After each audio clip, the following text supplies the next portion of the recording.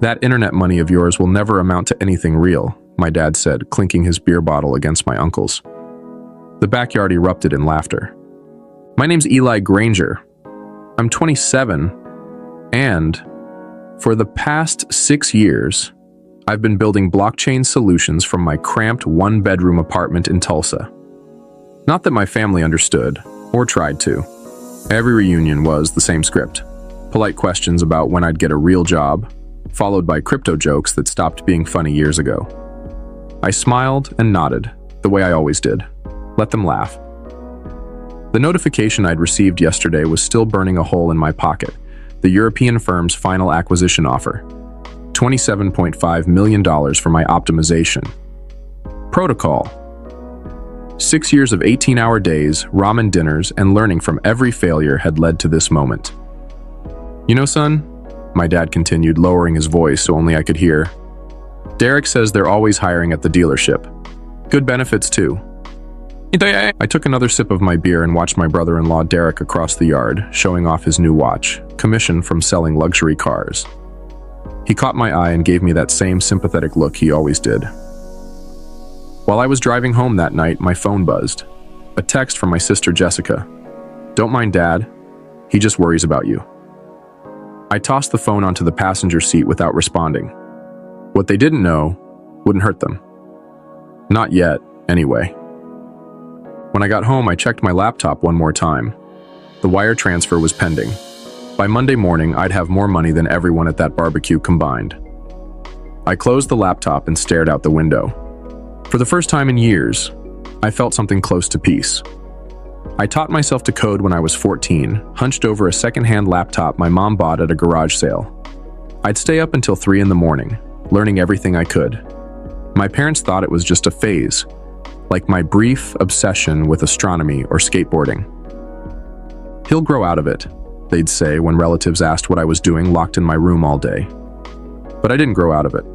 I graduated high school, got a partial scholarship to state college, and majored in computer science.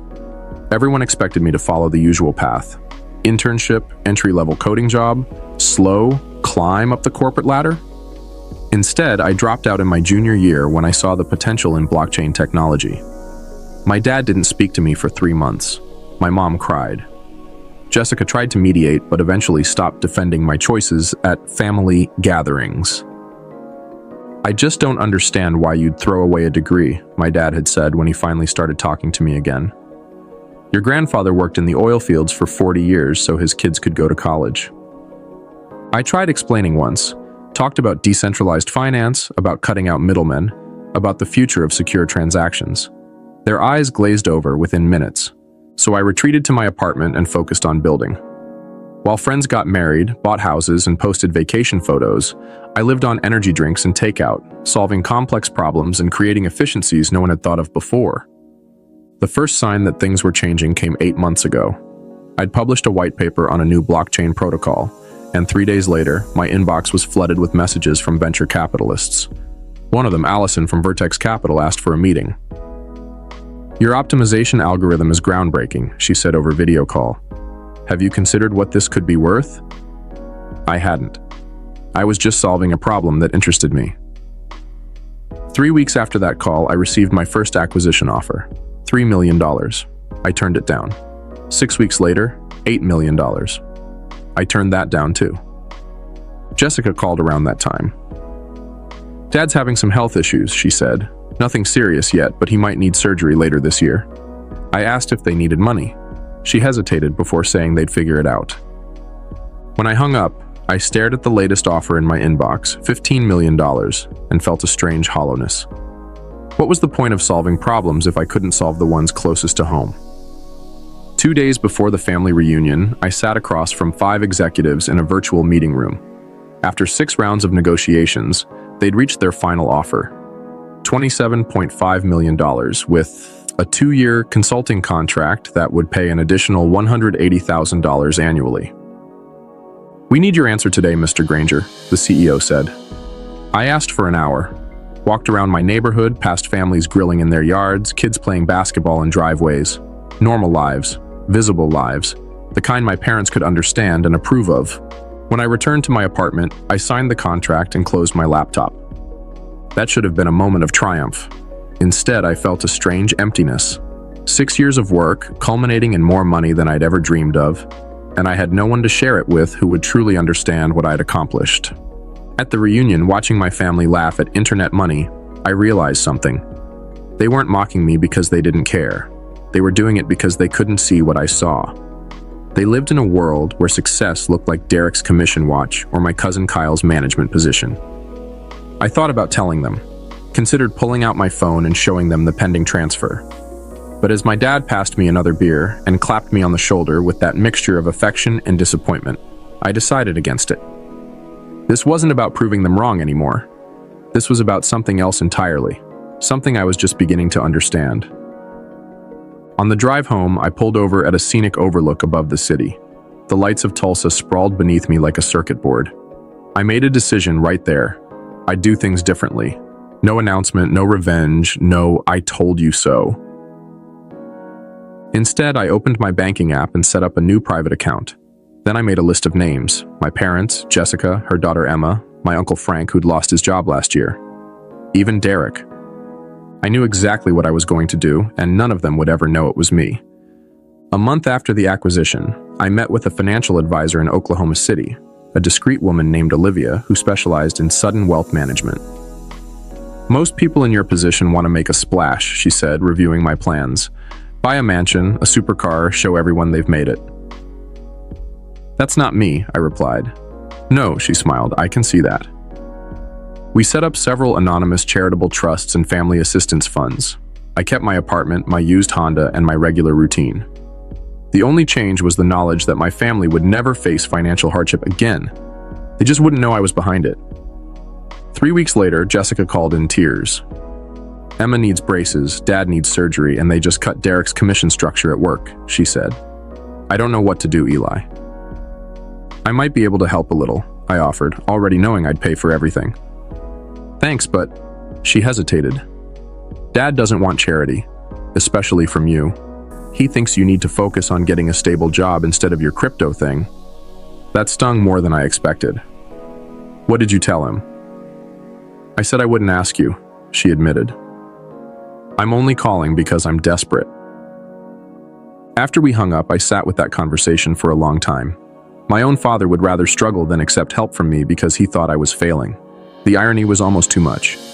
The next day, Jessica called again, confused and excited. "You won't believe this. Some foundation called about a community grant for families with medical needs. They're covering Dad's entire surgery." "That's amazing," I said, knowing the foundation had been created just yesterday with a single anonymous donor, me. And get this, Emma qualified for a full orthodontic scholarship through her school. They said someone endowed it specifically for kids in her grade. "Sounds like your luck is turning around." Jessica paused. "It's weird, right? All this happening at once?" "Sometimes good things just happen," I said. 2 days later, my phone lit up with a text from Derek. "Dude, did you hear about the farm?" My grandfather's farm had been in tax trouble for years. My dad and his siblings had been trying to save it, but they were always short on funds. "What about it?" I texted back. "Someone paid off all the back taxes, anonymous donation. Your dad's freaking out." I smiled as I typed, "That's great news." When I attended the small family gathering to celebrate saving the farm, I watched my dad give a teary toast about family legacy and miracles. Everyone was buzzing with theories about their mysterious benefactor. "Maybe it was Kyle," my aunt suggested. "He's doing well at that management job." Kyle shook his head. "Wish I could take credit." "Could be one of those tech billionaires doing random acts of kindness," Derek offered. My dad looked at me across the table. "Definitely not Eli's internet money," he laughed, but there was less bite to it this time. I raised my glass along with everyone else and said nothing. 3 months after the acquisition, I received a call from Allison at Vertex Capital. "They're integrating your protocol earlier than expected," she said. "The results are better than projected. Your earnout bonus just tripled." Just like that, my net worth jumped again. The initial $27.5 million was now closer to $40 million. I thanked her and hung up, then sat staring at the wall of my unchanged apartment. That night, my mom called to invite me to dinner. It's been too long since you came over, she said, and your dad has something he wants to talk to you about. When I arrived at my childhood home, the atmosphere was strangely tense. My dad waited until after dinner to bring up what was on his mind. I've been thinking, he said, fidgeting with his napkin. You've been working on this crypto thing for years now. Maybe there's more to it than I thought. I set down my coffee. What changed your mind? I've been reading up on it, he admitted, surprising me. After all these miracles happening to our family, I started wondering if maybe there are forces at work we don't understand. My mom nodded. Your father thinks technology might be one of those forces, that maybe we've been too quick to dismiss what you do. I felt a lump forming in my throat. Is that right? I still don't understand it, my dad said, but I'd like to, if you're willing to explain it again. For the next hour, I walked them through blockchain basics. My dad asked surprisingly thoughtful questions. My mom took notes. It was the most interest they'd ever shown in my work. As I was leaving, my dad walked me to my car. Son, I've been hard on you, he said quietly. I worried you were throwing your life away. But these past few months have made me think about what's really important. It's not what job you have or how much money you make. It's family. I nodded, unable to speak. Whatever happens with this crypto business, I want you to know I'm proud of you for sticking to what you believe in. That takes guts.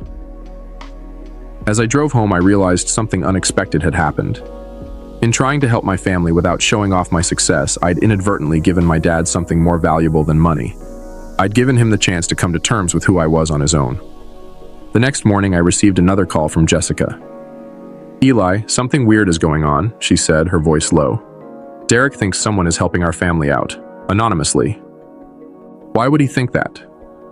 Too many coincidences. The medical fund, Emma's braces, the farm taxes. Now he just got offered a job at a new dealership with better pay, out of nowhere. Someone's pulling strings. I kept my voice neutral. Maybe your luck really has changed. Derek thinks it might be you, she said bluntly. He says you've been acting different, calmer, like someone who doesn't have to worry anymore. That caught me off guard. Me? With what money? That's what I said, Jessica laughed, unless your internet money finally paid off. I changed the subject, but after we hung up, I realized I'd underestimated Derek. He might sell cars for a living, but he knew how to read people. For the first time, I wondered if staying anonymous was the right approach after all. 5 months after signing the acquisition deal, I met with Olivia again to assess my financial strategy. The anonymous approach is working well, she said, but there's a problem with sustainable giving. Your family is starting to notice the pattern. I nodded. My brother-in-law is suspicious. You have options, Olivia explained. Continue anonymously with more space between gifts, create a formal family trust with stipulations about privacy, or simply tell them the truth. I didn't answer immediately. Each path had merits. What's holding you back from telling them? She asked gently. I'm not sure, I admitted. At first, I didn't want to rub it in their faces. Now, I think I'm afraid it might change everything. Money often does, she agreed. After careful consideration, I decided on a middle path. I would create a family trust, but reveal my role gradually, starting with the one person I trusted most to handle the information responsibly. The next day, I invited Jessica to meet me at a coffee shop downtown. You're scaring me, she said when she arrived. You never ask to meet like this. I slid a folder across the table. I need you to look at this. She opened it and frowned at the legal documents inside. What am I looking at? It's a trust fund for Emma's education, fully funded. Jessica's eyes widened as she flipped through the pages. This is millions of dollars. Eli, what did you do? Sell drugs? No, I laughed. Remember my blockchain project? The one everyone joked about? Understanding dawned on her face. You sold it. I nodded. 5 months ago, for $27.5 million. Jessica's coffee cup froze halfway to her mouth. Say that again. I explained everything. The acquisition, the consulting contract, the anonymous gifts. By the time I finished, Jessica was shaking her head in disbelief. So all this time, while Dad was offering to get you a real job, I was trying to figure out how to help everyone without making it about me, I said. You're unbelievable, she said, but she was smiling. Why tell me now? I need your help. I'm setting up a larger family trust, but I don't want to announce it like some grand gesture. I'd rather everyone understand what the money is for and where it came from before they know how much there is. Jessica reached across the table and squeezed my hand. You always were the quiet, complicated one. Over the next few weeks, Jessica helped me lay the groundwork. She casually mentioned articles about blockchain success stories to our parents. She asked Derek to explain cryptocurrency at dinner one night, giving me an opportunity to add insights that made my dad look at me differently. We arranged a family financial planning session under the pretense of discussing the farm's future. I brought in an advisor, not Olivia, but someone who could speak generally about trusts and estate planning. The pieces were falling into place. My family was slowly beginning to see cryptocurrency as legitimate, and me as someone who might actually know what he was talking about. The final phase of my plan came together when Jessica mentioned that Emma's middle school was hosting a career day. Would you come speak about being a developer? She asked, giving me a meaningful look. It was the perfect opportunity. Career day at Emma's school fell exactly 6 months after I'd signed the acquisition deal. Jessica had arranged for my parents to attend to support Emma. Derek came too, curious about what I might say. I stood before a classroom of 12-year-olds and their parents and began simply. 6 years ago, I dropped out of college to work on something nobody in my family understood. They thought I was making a mistake. I glanced at my parents. They worried about me. The students looked bored, but the adults were listening. I was developing a blockchain protocol, a way to make cryptocurrency transactions faster and more secure. Most days, I wasn't sure if it would work. I ate a lot of ramen. I missed family events to debug code. People made jokes about my internet money. A few kids snickered. I smiled. 6 months ago, I sold my company for $27.5 million. The room went completely silent. I saw my dad's jaw drop. My mom's hand flew to her mouth. Derek's eyes widened in shock. But that's not the important part of the story, I continued. The important part is that success doesn't always look the way people expect. Sometimes the person in the old Honda and the same clothes they have worn for years is building something revolutionary. I finished my presentation by announcing a technology grant for the school, funded by me, to ensure every student had access to a computer and coding classes if they wanted them. When I stepped down from the podium, Emma ran up and hugged me. That was awesome, Uncle Eli. My parents approached slowly, as if in a daze. $27.5 million, my dad said quietly. Son, is that true? Actually, it's closer to $42 million now with the earnout bonuses, I replied. My mom started crying. My dad looked like he might too. The farm taxes, he said.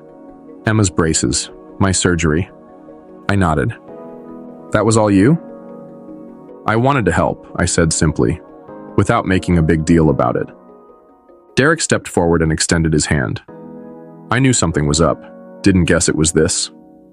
He shook his head, laughing. Man, I've been offering you car dealership jobs. They were good offers, I said, shaking his hand. Just not my path. 2 weeks after career day, I helped my parents move into their new house, a modest but comfortable place closer to Jessica and Emma, with no stairs to challenge my dad's knee after his surgery. I'd bought it through the family trust, with their full knowledge this time. Still don't understand exactly what you invented, my dad said as we unpacked boxes in his new garage. But I'm trying to learn. That's all I ever wanted, I told him. He paused, a box of old fishing gear in his hands. I'm sorry I didn't see what you were building. You couldn't have known. No, he agreed, but I could have trusted you more. Later that evening, the whole family gathered for dinner on the back patio. Derek was talking excitedly about the coding classes he'd signed up for. Never too late to learn new skills, he said. Jessica had quit her stressful accounting job to start her own practice with seed funding from me. She was already helping other families navigate financial challenges. Emma was showing my mom how to buy her first Bitcoin on a smartphone app. As I watched them, I realized something had shifted fundamentally. The money had changed our circumstances, yes, but what had really transformed was something deeper, a newfound respect, not just for what I'd accomplished, but for different paths to success. I slipped away from the table for a moment and walked to the edge of the yard. The sun was setting over Tulsa, painting the sky in oranges and purples. My phone buzzed with an email from Allison. Another company wanted to discuss my consulting services at triple my current rate. I put the phone back in my pocket without replying. It could wait until tomorrow. Everything okay? My dad had followed me out. Just enjoying the moment, I said. He nodded, understanding in his eyes that hadn't been there before.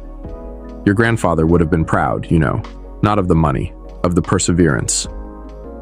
I learned that from you, I told him honestly. He put his arm around my shoulders, a gesture that would have felt awkward months ago but now seemed natural. Come on back to the table, he said. Your mom wants to know if she should buy Ethereum next. I laughed and followed him back to the family I'd always had, but who could finally see me.